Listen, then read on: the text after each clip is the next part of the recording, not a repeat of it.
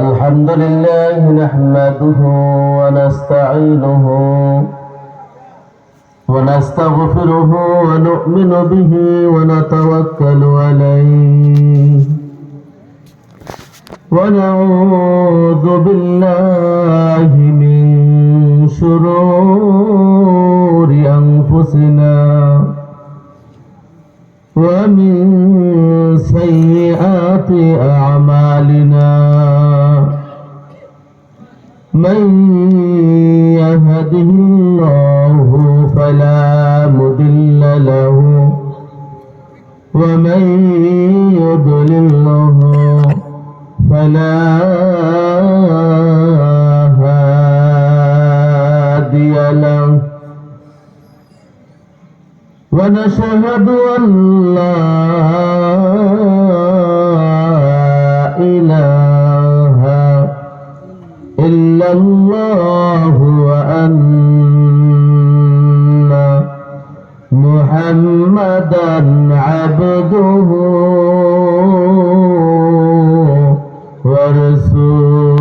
ورسوله الذي أرسله بالحق بشيرا ونذيرا وداعيا إلى الله بإذنه وسراجا وقمرا منيرا أما بعد فقد قال الله تعالى في كلامه المجيد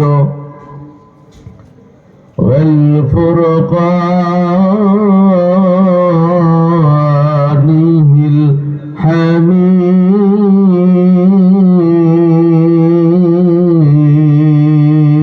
الحميد আমরা সকলে পড়ি আউযু বিল্লাহি মিনাশ শাইতানির রাজিম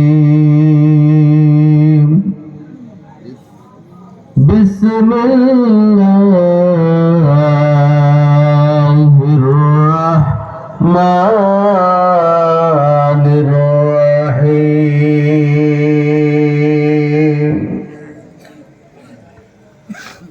ما خلقت الجن والإنس إلا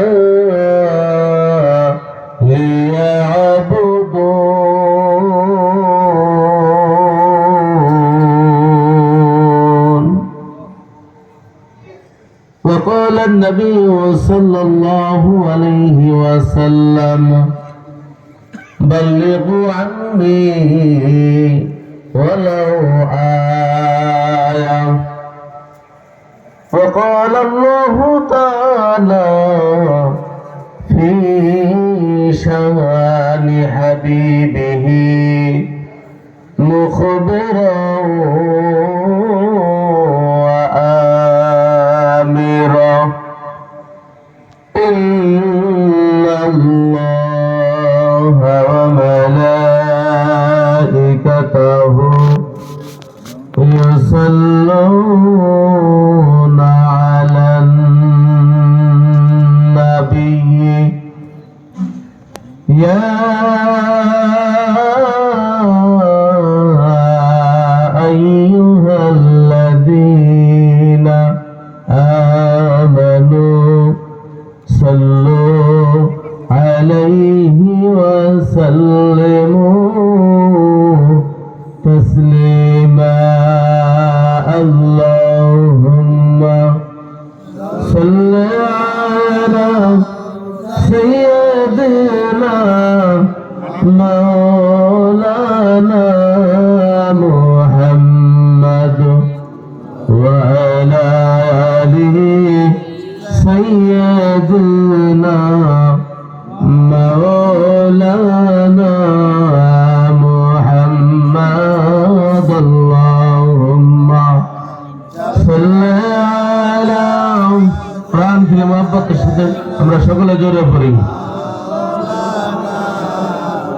وعلى علي سيدنا مولانا محمد বিশ্ব নবীর আগমনে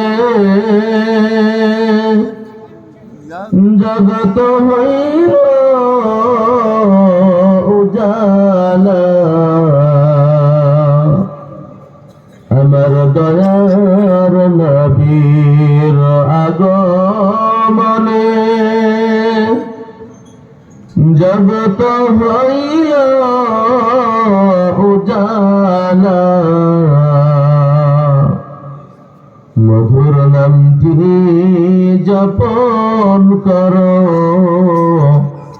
বসে মুমিন নিরালায় আল্লাহুম্মা সাল্লি আলা সাইয়্যিদিনা মাওলানা মুহাম্মদ ওয়া আলা আলিহি سيدنا مولانا محمد لا إله إلا الله لا إله إلا الله لا إله إلا الله لا إله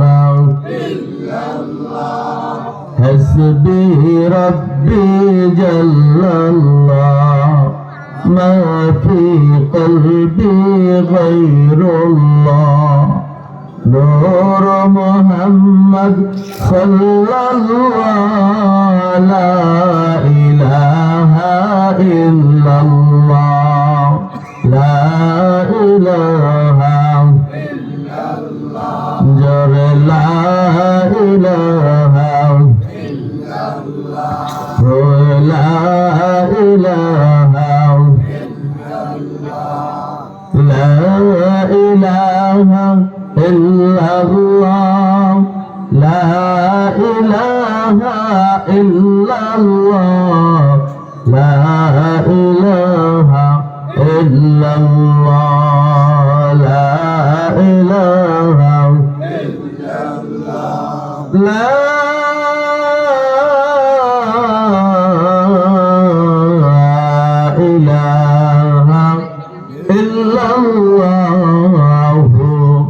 মুহাম্মাদুর রাসূলুল্লাহ সাল্লাল্লাহু আলাইহি ওয়াসাল্লাম। মুআজ্জাজ মুহতারাম, সম্মানিত উলামায়ে কেরাম, উপস্থিত সম্মানিত আমার প্রাণপ্রিয়, আমার আত্মার আত্মীয় মুহিদ্দিন ভাই বোনেরা, আসসালামু আলাইকুম ওয়া রাহমাতুল্লাহি ওয়া বারাকাতুহু। মহান আল্লাহ রাব্বুল আলামিনের দরবারে লাখ কোটি শুকর ও সুজুদ যে আল্লাহ পাক রব্বুল আলামিন আমাদেরকে আজকের এই মহতী অনুষ্ঠানে তথা বেহেশতের বাগানে আল্লাহ পাক রব্বুল আলামিন আমাদেরকে দয়া করে মায়া করে আসার সুযোগ করে দিয়েছেন। এর জন্য আমরা সবাই খুশি না বেজার? আমরা যারা খুশি, আমরা সকলে প্রাণ খুলে অন্তরের অন্তরস্থল থেকে শুকরিয়া আদায় করি, সকলে পড়ে নেই আলহামদুলিল্লাহ। সম্মানিত হাজিরিন, রহমত মাগফিরাত, এই রহমত কি সামনে থাকে না পিছনে থাকে বলেন তো? সামনে থাকে না? আমরা একটু সামনের দিকে আগাই আসি। এটা যেহেতু বেহেশতের বাগান, বেহেশতের বাগানটা একটু আমরা সুন্দর করে নেই, এলোমেলো করে বসছি, আমরা একটু সামনের দিকে আগাই আসি। এটা জিগরের সাথে আমরা সামনে আগে আসি। লা ইলাহা ইল্লাল্লাহ, লা ইলাহা ইল্লাল্লাহ, লা ইলাহা ইল্লাল্লাহ, লা ইলাহা ইল্লাল্লাহ, লা ইলাহা لا إله ইল্লাল্লাহু মুহাম্মাদুর রাসূলুল্লাহ সাল্লাল্লাহু আলাইহি ওয়াসাল্লাম। আমার ভাইরা, আমার বন্ধুরা, আমার বাবাজিরা, আমি আল্লাহ রাব্বুল আলামিনের একটি কালামে হাকিম সূরা জারিয়ার 61 নম্বর আয়াতটা তেলাওয়াত করেছি। আল্লাহ পাক রব্বুল আলামিন যদি আমাদেরকে তৌফিক এনায়েত করে, এই আয়াতের উপরে কয়েকটি কথা আমরা শুনবো আমলের নিয়তে, বলেন ঠিক কিনা? আমরা সবাই রাজি আছি তো? এখানে আল্লাহ পাক রব্বুল আলামিন আমাদেরকে কিছু নসিহত করেছেন। কেন আল্লাহ আমাদেরকে সৃষ্টি করেছেন, এই উদ্দেশ্যটাই মূলত এই আয়াতের ভিতরে কি আল্লাহ বলে দিয়েছেন। এতটুকুই আমাদের জানা দরকার। যদি আমরা এটা জানি কেন আল্লাহ আমাদেরকে সৃষ্টি করেছেন, তাহলে আমরা কি সফল কাম হতে পারবো কিনা, বলেন? সফল কাম হতে পারবো। আমার ভাইরা, আমার বন্ধুরা, আল্লাহ পাক রব্বুল আলামিন সূরা আল জারিয়া 61 নম্বর আয়াত আপনাকে আমাকে লক্ষ্য করে নসিহত করতেছেন, ওয়াজ করতেছেন।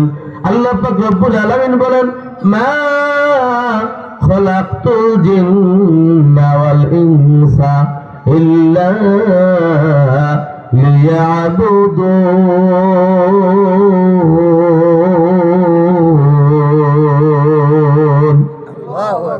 আল্লাহ পাক রব্বুল আলামিন বলেন, ও দুনিয়ার মানুষেরা এবং জিন জাতি, তোমরা লক্ষ্য করে শোনো, এই পৃথিবীর বুকে আমি এক নয়, দুই নয়, একটি নয়, দুইটি নয়, 18,000 মাখলুকাত আমি আল্লাহ রাব্বুল আলামিন এই পৃথিবীর বুকে সৃষ্টি করেছি। কতগুলি? 18,000 মাখলুকাত। বিজ্ঞানীরা আবিষ্কার করেছে আরো অনেক বেশি। আল্লাহ পাক রব্বুল আলামিন আমাদেরকে লক্ষ্য করে বলে, ও দুনিয়ার মানুষ এবং জিন জাতি, আমি তোমাদেরকে সৃষ্টি করেছি কেবলমাত্র, শুধুমাত্র আমি আল্লাহ রাব্বুল আলামিন, আমি আল্লাহর গোলামি করবা, আমি আল্লাহর ইবাদত করবা। এই জন্যই আমি তোমাদেরকে পৃথিবীতে সৃষ্টি করেছি, অন্য কোন উদ্দেশ্যে আমি সৃষ্টি করি না। মানুষ এবং জিন এই দুইটা মাখলুককে আল্লাহ পাক রব্বুল আলামিন সৃষ্টি করেছেন কেন? তার গোলামি করার জন্য, তার ইবাদত করার জন্য, আল্লাহর বন্দেগী করার জন্য, অন্য কোনো উদ্দেশ্যে সৃষ্টি করেন নাই। তাহলে আমাদেরকে সৃষ্টি করেছেন কেন? শুধুমাত্র আল্লাহর বন্দেগী করব, আমরা আল্লাহর গোলামি করব, এই জন্যই কি সৃষ্টি করেছেন। আমার আল্লাহ রাব্বুল আলামিন বলেন, ও দুনিয়ার মানুষ, তোমরা যদি আমি আল্লাহ রাব্বুল আলামিনের গোলামি করো, বাকি যত মাখলুক আমি সৃষ্টি করেছি সকল মাখলুক তোমাদের গোলামি করবে। তোমরা যদি আমি আল্লাহর ইবাদত করো, আমি আল্লাহর গোলামি করো, আমি আল্লাহর দাসত্ব আদায় করো, তাহলে পৃথিবীর সকল মাখলুক তোমাদের গোলামি করবে। আর যদি তোমরা আমার গোলামি না করো, আমার ইবাদত বন্দেগী না করো, আমি আল্লাহকে যদি তোমরা ভয় না পাও, পৃথিবীর সকল মাখলুক তোমাদেরকে ভয় দেখাবে। বাস্তবতা এমন না?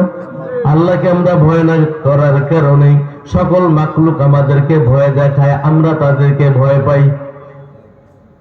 সামান্য এই মজলিসের ভিতরে যদি ওই কোনা দিয়ে আর ওই কোনা দিয়ে দুইটা চারটা ব্যাং সাইডে দেওয়া হয়, কি ব্যাং আর ফাল দেবে কি, তার চেয়ে বেশি আমরা ফাল দিয়ে মাছ ছাড়ুন, ঠিক কিনা বলেন? অথচ রাসূল আরবি সাল্লাল্লাহু আলাইহি ওয়াসাল্লাম এর সাহাবী তারেক ইবনে জিয়াদ রাদিয়াল্লাহু তাআলা আনহু যখন আফ্রিকাতে গিয়েছিলেন দ্বীনের দাওয়াত দেওয়ার জন্য, আফ্রিকার লোকেরা আল্লাহ পাক রব্বুল আলামিনের এই দাওয়াতকে গ্রহণ করে নাই। শুধু তাই নয়, দাওয়াত দিতে যারা এসেছে তাদেরকে তারা লোকালয়ে থাকতে দেয় নাই, তাদেরকে তারা লোকালয়ে থাকতে দেয় নাই। তাদেরকে বলছে, তোমরা যদি লোকালয়ে থাকো তোমাদেরকে হত্যা করা হবে, তোমাদের জায়গা হয়েছে আফ্রিকার জঙ্গল, যাও তোমরা সেখানে রাত কাটাও, যদি তোমরা লোকালয়ে আসো তোমাদেরকে হত্যা করা হবে, তোমাদের শেষ করে দেওয়া হবে। তারা আসছিল কেন? তার রবকে চিনিয়ে দেওয়ার জন্য, আল্লাহকে চিনিয়ে দেওয়ার জন্য, আল্লাহর গোলামি যাতে তারা করতে পারে এই জন্য। কিন্তু তারা সেই দাওয়াত গ্রহণ না করে উল্টা তাদের উপর অ্যাকশন বলছে, তোমরা লোকাল আসলে তোমাদেরকে হত্যা করা হবে, অতএব তোমরা কি করো, জঙ্গলে গিয়ে রাত যাপন করো। তারক ইবনে জিয়াদের নেতৃত্বে মুসলমান সাহাবারা সকলে গিয়া জঙ্গলের ভিতরে গেল। জঙ্গলের ভিতরে যাওয়ার পরে তারক ইবনে জিয়াদ জঙ্গলের সকল প্রাণীদেরকে লক্ষ্য করে বলছে, ও জঙ্গলের প্রাণী, আমরা রাসূল আরবি সাল্লাল্লাহু আলাইহি ওয়াসাল্লামের সাহাবী, আল্লাহ পাক রব্বুল আলামিনের গোলাম, আমরা আজকে এই রাত্রে এই জঙ্গলে অবস্থান করব। খবরদার খবরদার, তোমরা আমাদের সাথে বেয়াদবি তো করবেই না। তোমরা এই জঙ্গল ছেড়ে লোকালয়ে চলে যাও। এই রাত্র কি আমরা এখানে অবস্থান করব, তোমরা লোকালয়ে চলে যাও। অবস্থা কি হয়েছে দেখেন, বাঘের রাস্তা দিয়া বাঘ, সাপের রাস্তা দিয়া সাপ, সিংহ রাস্তা দিয়া সিংহ, যার যার রাস্তা দিয়ে, এমনকি সদ্য ভূমিষ্ঠ বাচ্চাকে তারা মুখের ভিতরে কামড় দিয়ে যার যার রাস্তা দিয়ে লোকালয় বের হয়ে গেল। হিংস্র প্রাণী, জঙ্গলের বাঘ, হিংস্র প্রাণী কার কথা শুনে? আল্লাহর কথা শুনে। আর আল্লাহ বলেন, তোমরা যদি, ও দুনিয়ার মানুষ, তোমরা যদি আমি আল্লাহর ইবাদত করো, আমি আল্লাহর গোলামি করো, পৃথিবীর সকল মাখলুক তোমাদের গোলামি করবে। তারক ইবনে জিয়াদ যখন বলছে, এই আমরা হয়েছি আল্লাহ রাব্বুল আলামিনের গোলাম, রাসূল আরবি সাল্লাল্লাহু আলাইহি ওয়াসাল্লামের উম্মত, আজকে রাত্র আমরা জঙ্গলের ভিতরে থাকবো, তোমরা জঙ্গল আমাদের জন্য উন্মুক্ত করে ছেড়ে দাও। তারা সবাই কি করেছে? তার কথা মেনে লোকালয়ে চলে গিয়েছে। তারা দেখে সর্বনাশ, এই হিংস্র প্রাণী যদি লোকালয়ে চলে আসে, আমাদের অবস্থা বেগতিক। সবাই দেখছে কি অবস্থা বেগতিক। এবার তারা কি করলো? তারা সসম্মানে তাদেরকে তাদের দাওয়াত গ্রহণ করলো এবং তারা বলছে, আপনারা লোকালয়ে চলে আসেন, জঙ্গলের প্রাণী জঙ্গলেই থাকুক।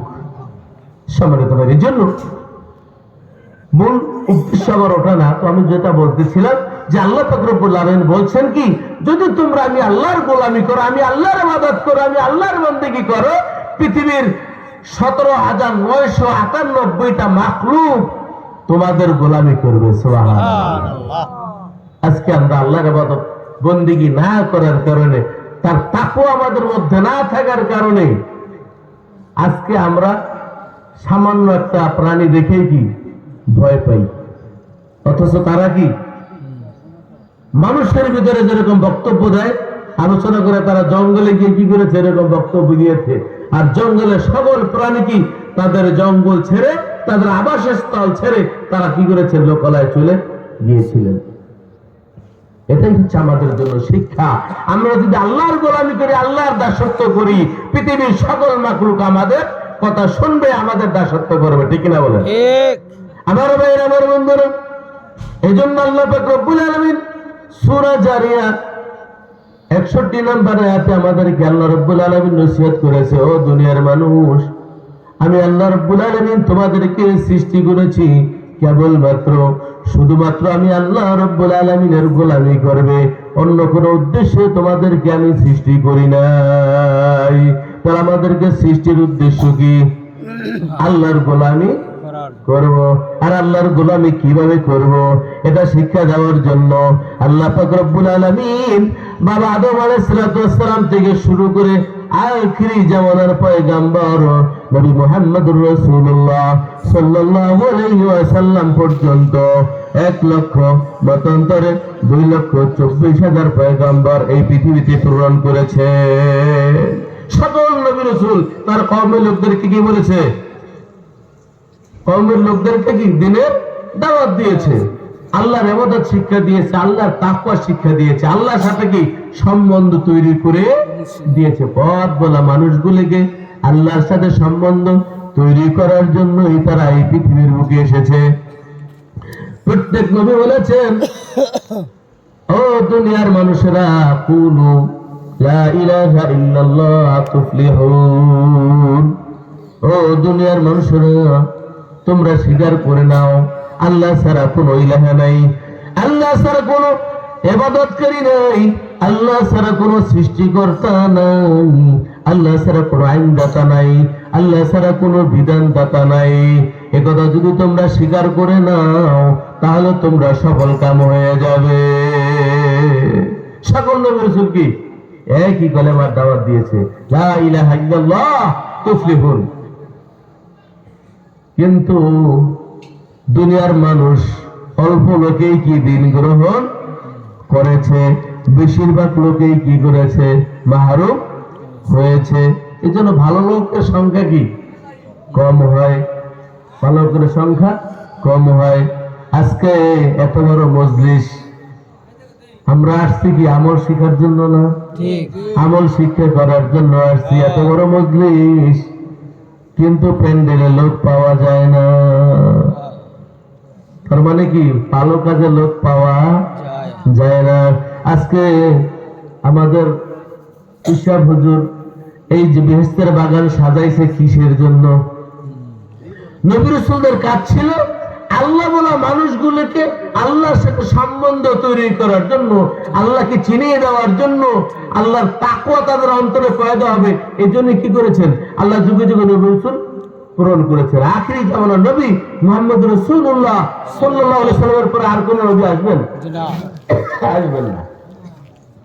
তাহলে আলেম ওলামাগণ এরা কি? নবীদের ওয়ারিস।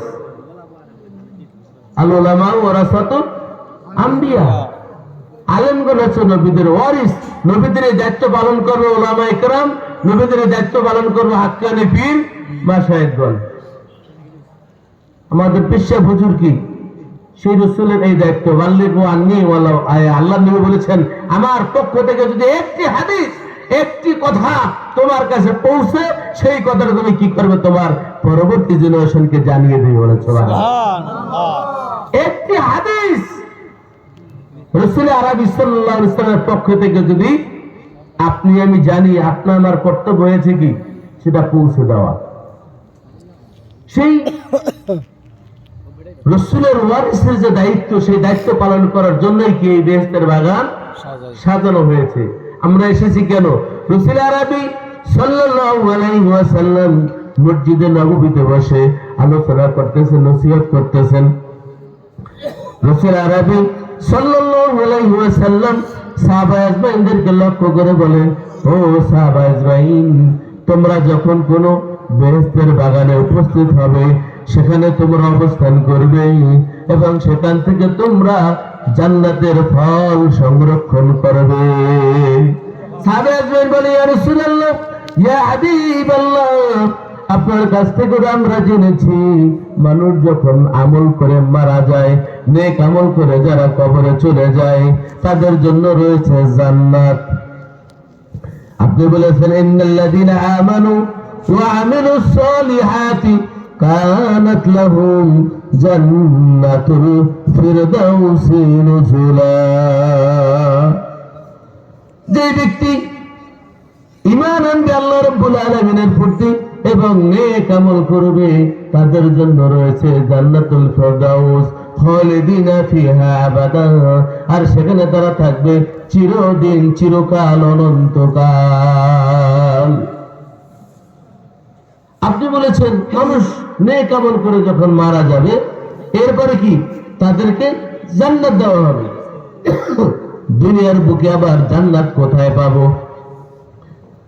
রাসূল আরবি সাল্লাল্লাহু আলাইহি ওয়াসাল্লাম বলেন, ও সাহাবারে, এই দুনিয়ার বুকে যখন যেখানে বসে আল্লাহ রাব্বুল আলামিনের গুণগান করা হয়, আল্লাহ রাব্বুল আলামিনের পরিচয় যেখানে বর্ণনা করা হয়, আল্লাহ রাব্বুল আলামিনের সাথে পথ বলা মানুষগুলোকে যখন আল্লাহ রাব্বুল আলামিনের পরিচয় দেওয়া হয়, আল্লাহ রাব্বুল আলামিনের সাথে পথ বলা মানুষগুলোর সাথে সম্বন্ধ তৈরি করে দেওয়া হয়, ওই জায়গাটা আর দুনিয়ার বুকে কোনো জায়গা থাকে না, ওই জায়গাটা বেহেশতের বাগান হয়ে যায়। সুবহানাল্লাহ। সাহাবা আজমাইন বলে, ইয়া রাসূলুল্লাহ, ইয়া হাবিবাল্লাহ, বুঝলাম তিনি আলোচনার মজলিসটা বেহেশতের বাগান, কিন্তু সেখানে আমরা বসবো সেটাও বুঝলাম, কিন্তু বেহেশতের ফল সংরক্ষণ করব সেটা আবার কিভাবে সম্ভব? রাসূল আরবি সাল্লাল্লাহু আলাইহি ওয়াসাল্লাম বলেন, ওই বেহেশতের বাগানে বসে, ওই মজলিসে বসে সুবহানাল্লাহ, আলহামদুলিল্লাহ, আল্লাহু আকবার, লা ইলাহা ইল্লাল্লাহ এই তাসবিহগুলি পড়া হয় এবং আল্লাহ রাব্বুল আলামিনের সম্পর্কে যে কোরআন এবং সুন্নাহর আলোচনা করা হয় সেইগুলি হচ্ছে বেহেশতের ফল। আর এই বেহেশতের ফলগুলি তোমরা সংরক্ষণ করবে এবং তোমাদের বাস্তব জীবনে তোমরা আমল করে নেবে। এটাই হচ্ছে ফল সংরক্ষণ করা। তাহলে আমরা এখানে আসছি কেন? কিছু ফল সংরক্ষণ করার জন্য, নিজেও আমল করব এই জন্য। কিন্তু আজকে যদি আমরা মেলার ভিতরে ঘুরি তাহলে কি আমাদের কার্যক্রম হলো না? সাকসেস হলো না? হুজুরে যে এত সুন্দর ফুলের বাগান বাজাইছে, এত সুন্দর ফুলের বাগান সাজাইছে, জান্নাতের বাগান সাজাইছে, এটাকে সাকসেস হলো না? হলো না। এজন্য সম্মানিত ভাইরা, আমরা সকলে আসছি এখান থেকে কিছু আমল নেওয়ার জন্য। আল্লাহ পাক রব্বুল আলামিন যেন আমাদেরকে সবাইকে এখানে বসে কিছু আমল আমরা নিয়ে যেতে পারি। আল্লাহ তৌফিক দান করেন বলে আমিন। আমিন। সম্মানিত ভাইরা, রাসূল আরবি সাল্লাল্লাহু আলাইহি ওয়াসাল্লাম একদা মজলিসে বসে আলোচনা করতেছে। এমন সময় রাসূল আরবি সাল্লাল্লাহু আলাইহি ওয়াসাল্লাম সকল সাহাবীদেরকে লক্ষ্য করে বলেন, ও সাহাবারা, কিছুক্ষণের মধ্যে এক ব্যক্তি আসবে, তোমরা কি জান্নাতি ব্যক্তিকে দেখে আনন্দিত হতে চাও, খুশি হতে চাও? সাহাবাগণ বলে, ইয়া রাসূলুল্লাহ, ইয়া হাবিবাল্লাহ, আমরা জান্নাতি কি এই ব্যক্তিকে দেখে অবশ্যই খুশি হতে চাই, অবশ্যই আমরা আনন্দিত হতে চাই। রাসূল আরবি সাল্লাল্লাহু আলাইহি ওয়াসাল্লাম বলেন, তাহলে দরজার দিকে তাকাও, এখন যে ব্যক্তি প্রবেশ করবে ওই ব্যক্তি নিশ্চয়ই জান্নাতি। সুবহানাল্লাহ। সাহাবাগণ দরজার দিকে তাকাইলেন, তাকানোর পরে দেখলেন এক ব্যক্তি ওযু করে, মাত্র ওযু করলো, ওযুর পানিগুলি তার গাল বেয়ে বেয়ে পড়তেছে। ওই ব্যক্তি এসে রাসূল আরবি সাল্লাল্লাহু আলাইহি ওয়াসাল্লামের মজলিসে বসলো। বসার পরে রাসূল আরবি সাল্লাল্লাহু আলাইহি ওয়াসাল্লাম নসিহত শুনলো। নসিহত শোনার পরে নসিহত শেষ হলো, তার বাড়িতে চলে গেল। দ্বিতীয় দিন রাসূল আরবি সাল্লাল্লাহু আলাইহি ওয়াসাল্লাম আমার বলল, ও সাহাবারা, তোমরা কি জান্নাতি ব্যক্তি দেখে আনন্দিত হতে চাও? সাহাবাগণ বলে, ইয়া রাসূলুল্লাহ, ইয়া হাবিবাল্লাহ, হ্যাঁ, অবশ্যই জান্নাতি ব্যক্তি দেখে আনন্দিত হতে চাই। রাসূল আরবি সাল্লাল্লাহু আলাইহি ওয়াসাল্লাম বলেন, এখন যে ব্যক্তি প্রবেশ করবে ওই ব্যক্তি নিশ্চয়ই জান্নাতি। সাহাবারা দরজার দিকে তাকিয়ে দেখলো ওই ব্যক্তি আর কেউ নয়, গতকালকে যে ব্যক্তি এসেছে আজকেও সেই ব্যক্তি এসেছে। এরকম একদিন নয়, দুই দিন নয়, 3 দিন রাসূল আরবি, আচ্ছা 3 দিন একই কথা রাসূল আরবি সাল্লাল্লাহু আলাইহি ওয়াসাল্লাম বলেছেন।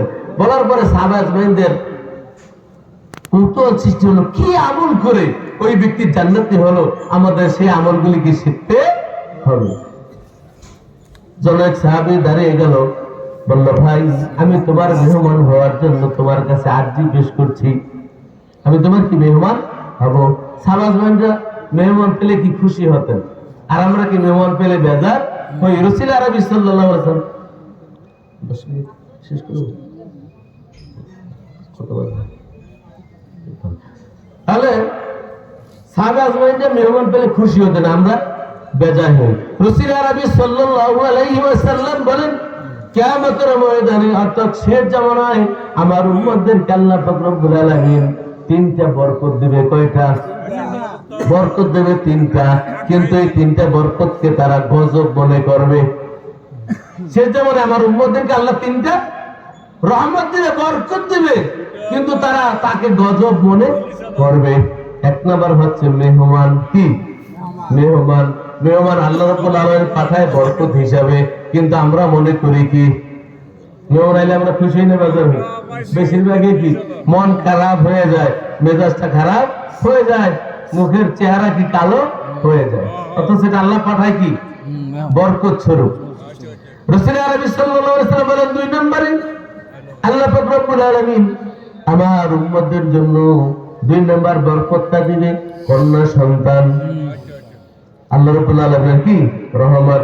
রাসূল আরবি সাল্লাল্লাহু আলাইহি সাল্লাম বলেন, আল্লাহ পাক রব্বুল আলামিন যে ব্যক্তিকে 2টি কন্যা সন্তান দান করবে, ওই ব্যক্তি যদি ওই কন্যা সন্তানকে দ্বীন শিক্ষা দিয়ে ভালো একটা সৎ পাত্রে পাত্রস্থ করতে পারে, ওই ব্যক্তি রানী মুহাম্মদুর রাসূলুল্লাহ সাল্লাল্লাহু আলাইহি ওয়াসাল্লাম জান্নাতে এরকম পাশাপাশি অবস্থান করব। সুবহানাল্লাহ। দুটো আঙ্গুল এরকম দাঁড় করিয়ে বলছেন, এরকম আমরা কি ওই ব্যক্তির আমি এভাবে জান্নাতে পাশাপাশি থাকবো। সুবহানাল্লাহ। রাসূল আরবি সাল্লাল্লাহু আলাইহি ওয়াসাল্লাম সাহাবারা বলে, ইয়া রাসূলুল্লাহ, যদি কোনো ব্যক্তির 3টা সন্তান হয়, রাসূল আরবি সাল্লাল্লাহু আলাইহি ওয়াসাল্লাম বলেন সেও আমার সাথে জান্নাতে থাকবে। সুবহানাল্লাহ। আর 3 নম্বর হয়েছে বৃষ্টি। 3 নম্বর রহমত কি? বৃষ্টি। বৃষ্টি হইলে আমরা কি বেজার হইয়া যাই, হই না? অথচ আল্লাহ নবী বলছেন শেষ জামানায় আমার উম্মতদেরকে আল্লাহ পাক 3টা বরকত দিবে, অথচ আমার উম্মতরা সেগুলিকে গজব মনে করবে। আমরা কি গজব মনে করব না? ইনশাআল্লাহ আমরা রহমত মনে করব তো ইনশাআল্লাহ। তো সাহাবা যখন বলছে আমি আপনার মেহমান হতে চাই, বলছে জি। সাহাবা খুশি হয়ে গেছে, ঠিক আছে চলেন। ওই ব্যক্তি তার বাড়িতে চলে গেল। 3 দিন, 1 নয় 2 নয় 3 দিন তার সাথে থাকলো। থাকার পরে দেখতে সেও যে আমল করে সে সেই আমলই করে। এবার বিদায়ের পালা। বলছে ভাই, আমি আপনার কাছে মেহমান হওয়ার জন্য আসছিলাম, ভালো ভালো খাবার খাওয়ার জন্য নয়। আমি এসেছিলাম আপনার কাছ থেকে কিছু আমল শিক্ষা করার জন্য। কিন্তু দেখলাম আপনি যে আমল করেন আমি সেই আমল করি, একই আমল করি, বরঞ্চ আপনার চেয়েও কিছু কিছু ক্ষেত্রে আমি আমল বেশি করি। সেটা কি? আমি রাতের বেলা ঘুমাই নেই, আমি জেগে জেগে পাহারা দিয়েছি আপনাকে। আপনি কি আমল করেন? আপনি ঈশার নামাজ পড়ে ঘুমাইয়া যান, আবার মুয়াজ্জিন যখন আযান দেয় আসসালাতু খায়রুম মিনান নাওম,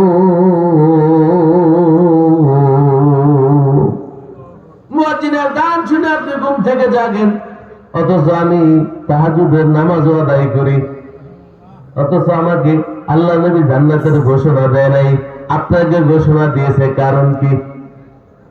সাহাবা আজমাইন ডাক দিয়ে বলে, ভাই আমি অতিরিক্ত আমল করি না। আমি রাসূল আরবি সাল্লাল্লাহু আলাইহি ওয়াসাল্লামকে বলেছি, আপনি যে আমাকে আমলের কথা বলেছেন, 5 ওয়াক্ত নামাজের কথা বলেছেন, এরপরে হালাল হারাম বেঁচে চলার জন্য বলেছেন,